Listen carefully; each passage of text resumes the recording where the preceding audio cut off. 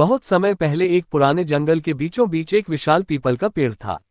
उस पेड़ की मोटी जड़ों में एक दीमकों का परिवार रहता था जो दिन रात लकड़ी चाट चाट कर अपना घर बड़ा करता जा रहा था।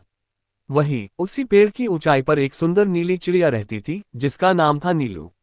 नीलू रोज सुबह उठकर मीठा गीत गाती, आसमान में उड़ती और दूर दूर तक जाकर अपने बच्चों के लिए दाना चुगलाती। वहीं नीचे दीमकों की रानी दीमकी लगातार लकड़ी को कुतरती जा रही थी। उसे इस बात की परवाह नहीं थी कि जिस पेड़ में वह रहती है वह धीरे धीरे खोखला होता जा रहा है। एक दिन नीलू ने देखा कि पेड़ की कुछ शाखाएं सूख रही हैं और तना खोखला हो रहा है। उसने पेड़ की जांच की तो पाया कि नीचे दीमकें बड़ी संख्या में लकड़ी को खा रही थीं।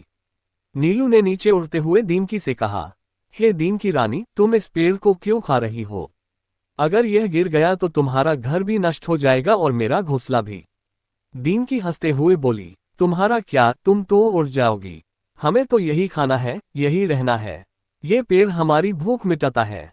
नीलू गंभीर हो गई। उसने शांति से कहा, जो घर तुम्हें पालता है उसे ही खा जाना क्या कृतज्ञता नहीं है? अगर तुम चाहो तो मैं तुम्हारी मदद कर सकती हूँ।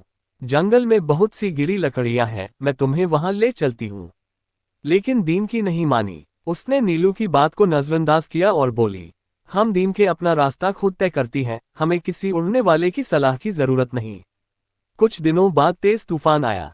हवा इतनी तेज चली कि खोखला हुआ पीपल का पेड़ धड़ाम से गिर पड़ा। नीलू समय रहते उड़ गई, लेकिन दीमके पेड़ के नीचे दब गईं। बहुत सी मर गईं और कुछ इधर उधर बिखर गईं। तूफान के बाद नीलू ने देखा कि दीमकी घायल थी और अकेली बैठी थी।